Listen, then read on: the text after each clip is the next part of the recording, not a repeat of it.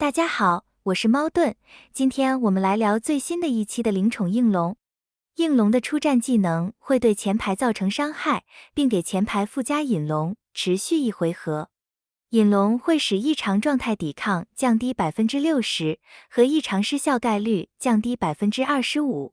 每当目标被施加或抵抗5个异常状态，或受到灼烧、中毒类伤害时，都有80%概率使其被追击一次108%的伤害。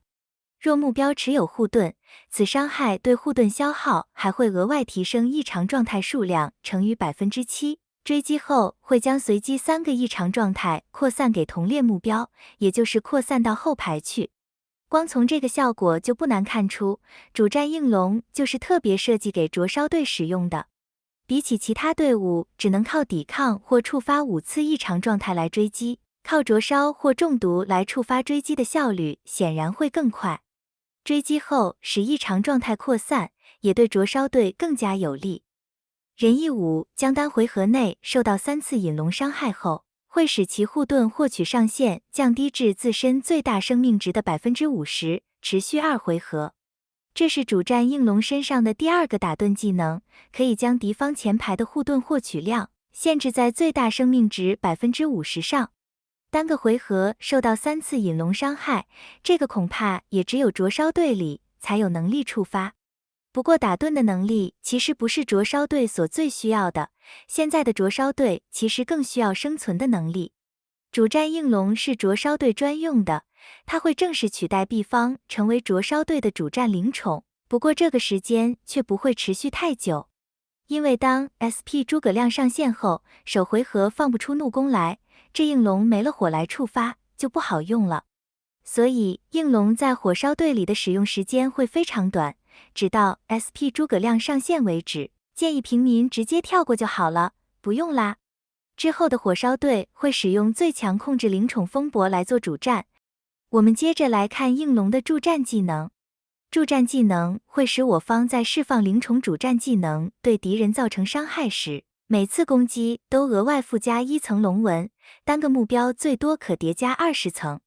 龙纹会在应龙或我方灵宠释放主战技时，每层龙纹提供1%的无视格挡率及护盾。现在的灵宠没有一点打盾的能力还真的不行。不过能多次释放技能的助战灵宠有很多，但能多次释放主战技能的灵宠还是比较少见的，目前也只有应龙它自己可以。但应龙放了主战就放不了助战了，所以就只有 SP 关羽和 SP 司马懿这种能让灵宠的主战和助战技能都同时生效的队伍，才有能力使用应龙助战。当有任意敌方目标的龙纹首次达到10层和20层时，我方全体都会获得1层，受到单次伤害不会超过20%的一次性锁血护盾，触发后就会消失，大大的加强了整支队伍的抗打能力。助战应龙会在回合结束时对敌方所有目标造成伤害。本回合每释放过1次灵宠主战技能，技能倍率就会提升45%。若敌方的总龙纹层数大于30层，应龙释放技能必定会暴击，且每多10层，暴击伤害还会提升30%，最多提升至90%。只要你有能力让主战灵宠多释放技能，助战应龙就会是一只攻击力很强的灵宠。不过同样的，这个能力几乎就只有张春华羁绊的 SP 司马懿和关平羁绊的 SP 关羽才有能力发挥。最后是助战应龙最关键的一个能力，若我方为上阵攻击型或突击型武将，则可以获得龙啸光环。这下 SP 关羽就被淘汰了，只剩下 SP 司马懿队有能力把应龙的能力发挥得最完美。龙啸光环会在首回合使我方全体受到的伤害结果降低60%。使敌方防御型武将无法释放龙魂技，这个明显就是为了克制 SP 张飞用的。只要 SP 张飞无法释放龙魂技，他和 SP 关羽的联动就会大幅度减少。龙啸的最后一个能力会使我方的防御型武将受到3次怒攻后，获得可持续至回合结束的怒攻伤害减免。这个效果就是特别用来针对 SP 关羽的，只要有了这个效果，防御型武将在首回合就不用再害怕 SP 关羽了。SP 司马懿队在有了应龙助战后，在面对关羽时，首回合的生存将不再是问题。官方现在设计技能都是这么赤裸裸的了，这应龙摆明就是用来打 SP 关羽队用的。不过若是只有这样， SP 司马懿的盾队还是对付不了 SP 关羽队的。因为盾队的输出是从第2回合才开始的，这样就无法提前去破解关羽的锁血。若两边都从第2回合开始启动，而这时蜀国身上又还有锁血在， SP 司马懿队也一样是打不了 SP 关羽队的。这时候就会需要助战应龙的另一个关键技能了。助战应龙的第2个关键技能，若我方灵宠的初始攻击力比敌方的高至少 7%， 则首回合结束时降低敌方灵宠 25% 的攻击力。若拥有龙啸，则触发2次，在连续被降低2次灵宠攻击力后， SP 关羽的锁血技能自然就不攻自破了。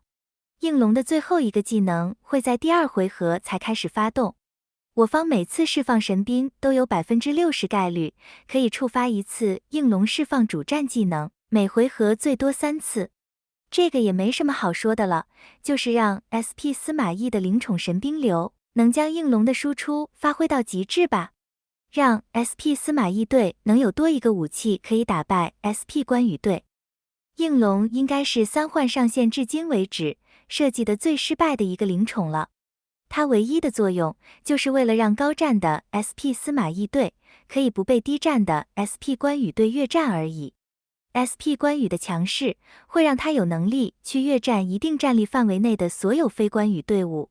这样大佬想在巅峰上争锋的难度就会增加了许多。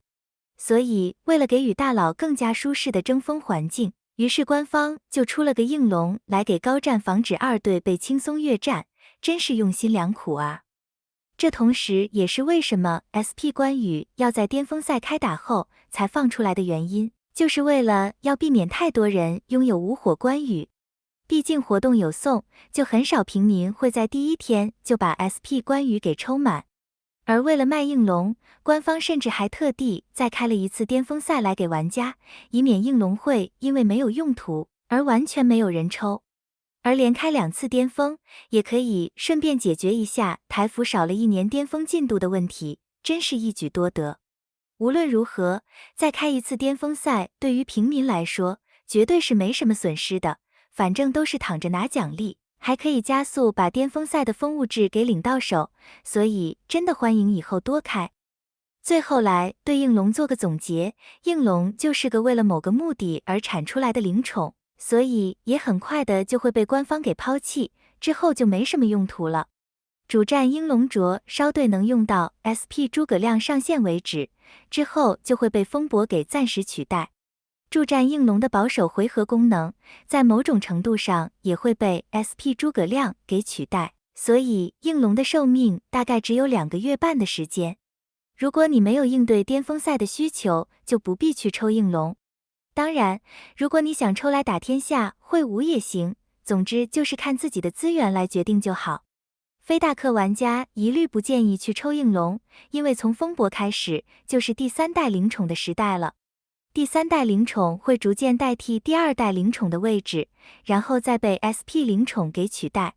好了，今天的视频就分享到这里，感谢大家的收看，我们下期再见。